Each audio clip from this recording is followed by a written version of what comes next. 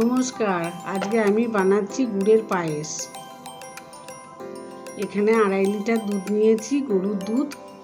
গ্যাসটা ধরিয়ে নিচ্ছি। দুধের ডেচকিটা গ্যাসের ওপর বসিয়ে দিলাম। এবার ভালো করে নেড়ে নেব দুধটা যতক্ষণ গরম না হচ্ছে। স্বাদ মতো লবণ দিচ্ছি আর দেব কটা তেজপাতা দিয়ে ভালো করে মিক্সড করে নেব। এবার 250 গোবিন্দভোগ চাল দিচ্ছি।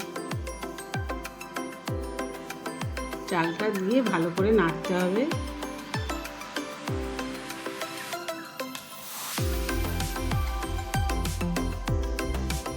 দেখুন ভালো ফুটছে।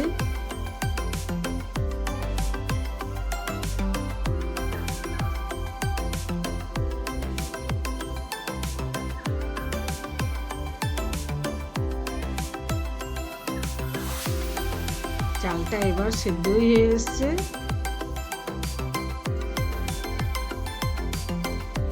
উষ্ণ গরম জলে আমি 200 গ্রাম আমুল দুধ নিচ্ছি। এবার এটাকে ভালো করে গুলে নেব যাতে দলা না থাকে। এখানে আমি নিয়েছি পরিমাণ মতন কিছুটা গুড়। এবার আমি গুড়টা পায়েসে দিয়ে দেব।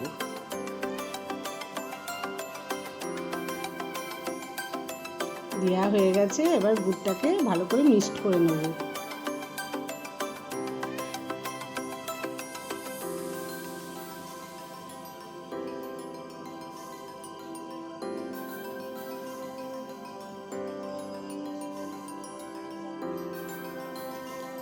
ভালো করে নেড়ে নিচ্ছি।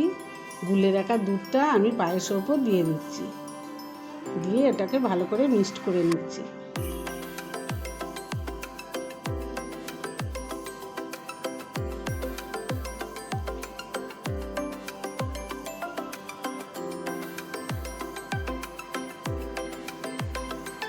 পায়েস হয়ে এসছে।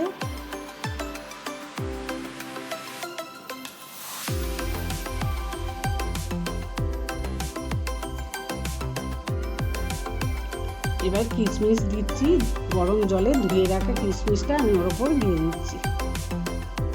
পায়েসে সবসময় কিশমিশটা গরম জলে ধুয়ে দিতে হয়, নাহলে দুধ কেটে যাওয়ার ভয় থাকে।